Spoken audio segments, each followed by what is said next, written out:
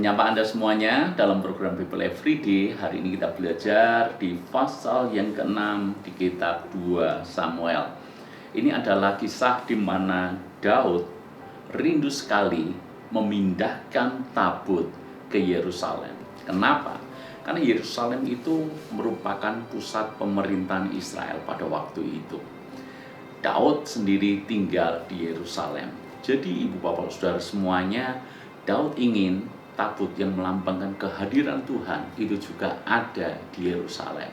Sebuah kerinduan indah yang perlu kita teladani sama-sama. Daud tahu persis bahwa pemerintahannya kuat kalau ada berkat Tuhan menyertainya.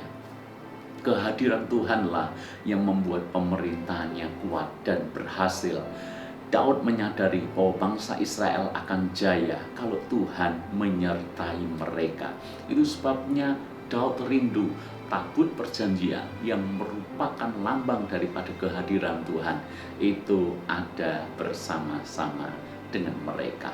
Seberapa besar kerinduan kita menghadirkan Tuhan dalam hidup kita, menghadirkan Tuhan di kantor kita, menghadirkan Tuhan di tempat kerja kita, menghadirkan Tuhan di rumah tangga kita, menghadirkan Tuhan di gereja, di pelayanan kita, dan dimanapun kita berada.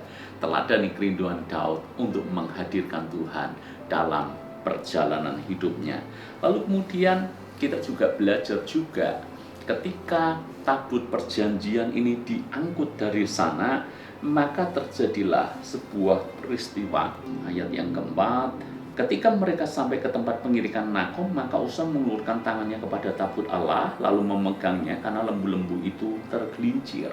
Maka bangkitlah murka Tuhan terhadap Usa, lalu Allah membunuh dia di sana karena keteledorannya itu. Yang mati di sana dekat tabut Allah itu.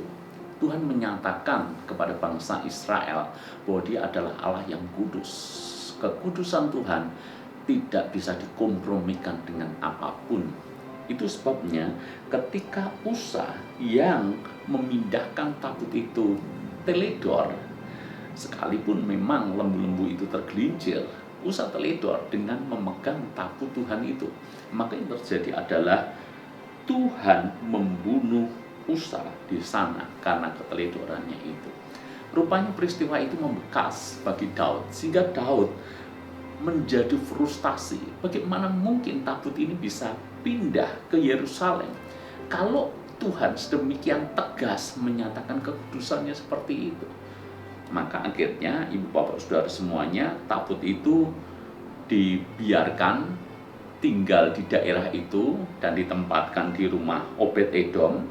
Ayat yang ke-11, 3 bulan lamanya ada di situ, dan Tuhan memberkati Obed-Edom dan seisi rumahnya. Lagi-lagi ini meneguhkan bahwa di mana ada Tuhan, kehadiran Tuhan, maka sekelilingnya pasti diberkati oleh Tuhan.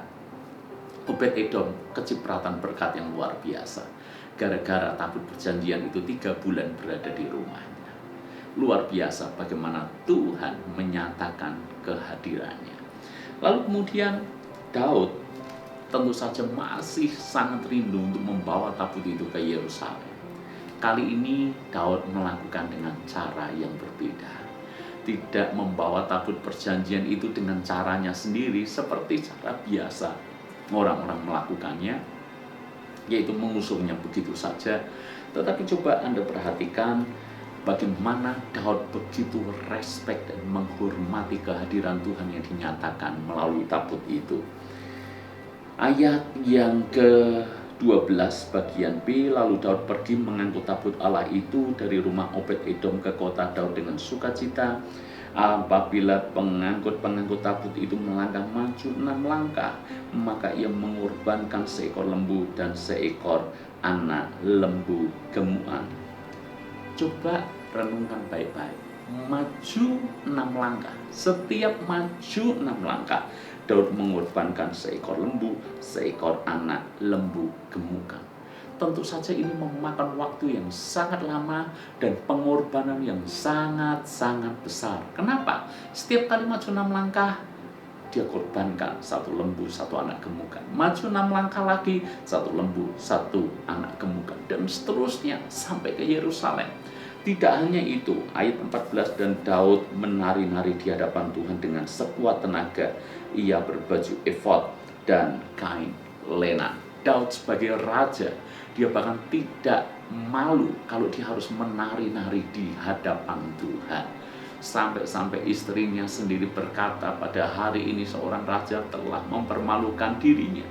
Tetapi lihat bagaimana respon Daud, bahwa dia tidak malu asal itu untuk Tuhan. Bahkan ketika dikatakan seorang raja telah mempermalukan dirinya, Daud menjawabnya, aku akan menghinakan diriku lebih daripada itu, asalkan untuk Tuhan.